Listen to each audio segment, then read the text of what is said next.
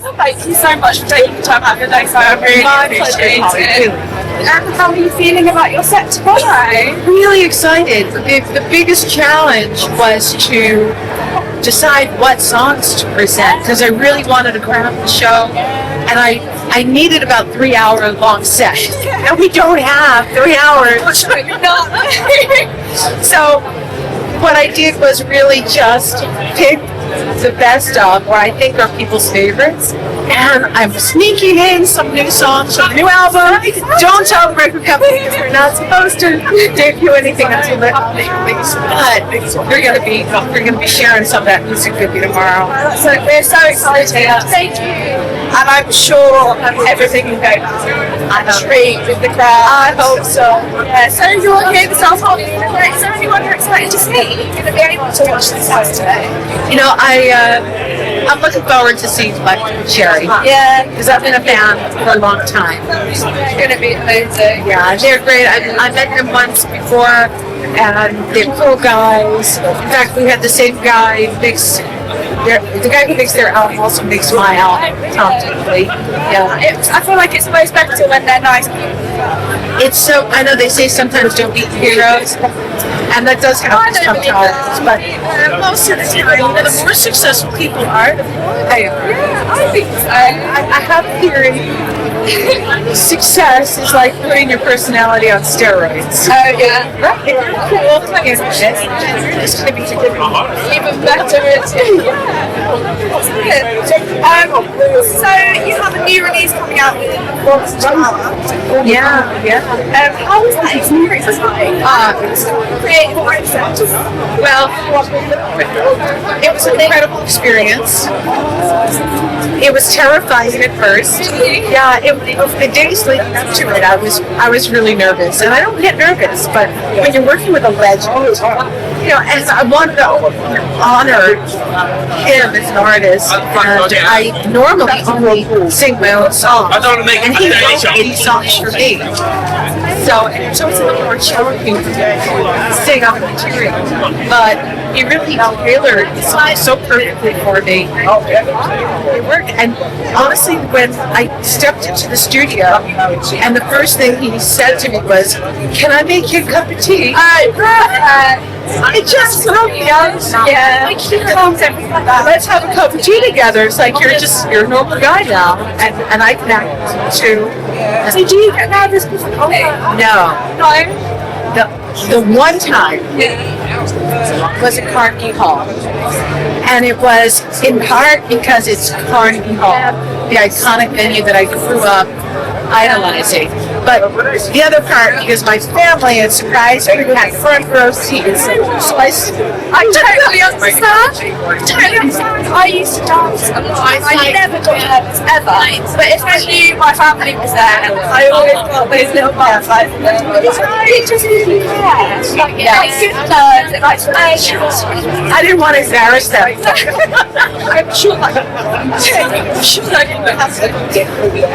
So, as we were saying before, you've come straight from the studio. Can you tell us anything about what's just a little bit? So, I am going to down further. Okay. So it's like each album, it's like a little step further into uncharted territory. And it's funny. I was reading an article about Pixar, the big movie studio, who's struggling because they keep putting out movies that are safe. And I thought, this is exactly what I'm not doing. I'm not doing a safe record, but it's a record that I'm already really excited about. I'm proud of it, and I think if it means a lot to me, there is a chance that it will have that kind of impact on me. I'm sure it will. I've done so many interviews, and almost everyone I've spoken to is like, live music and bringing out music is an exchange. It's not me doing. It's not you doing something to someone else. It's an exchange. It's a relationship. So I'm sure if you love it, everyone that listens to it is going to feel that. And the other thing is, as an artist, we have the pressure from our record companies to keep putting out content. But I honestly, I am the kind of artist that really feels like I have to wait until I'm ready to say something because I don't want to abuse my fans. I want to give them something of value and something that's really worthy of them listening to, and not just churning out stuff that you've heard something. Exactly. In anything, in art as well, like visual When it has integrity. Absolutely. I completely agree with you. So you've got tomorrow here, obviously, and then you've got shows. How are you feeling about it? Any city that you look forward to on this future?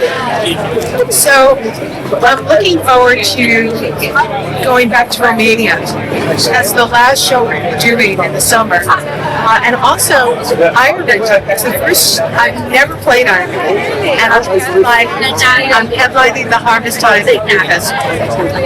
So that's have you got like a favourite city when you go here? Have you got a favourite place you like love? Or you love the crowd?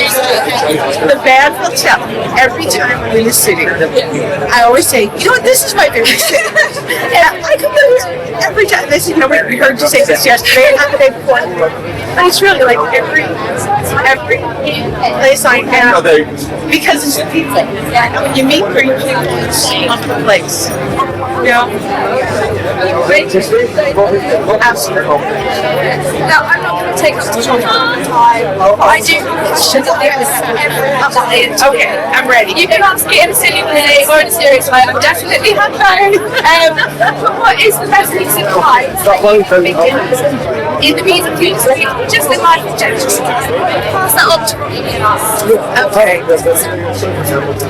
The best piece of advice was from my dad, who was my best friend and passed away Christmas Day years ago. He taught me talent is common, execution is rare. So if you believe in yourself, never give up, keep persevering, surround yourself with people who allow you to be the best version of yourself, and just go for it. Thank you. Thank you so much. Thank you. I really appreciate it. And I really hope you enjoy the rest of your day, and I can't wait to see you. Thank you.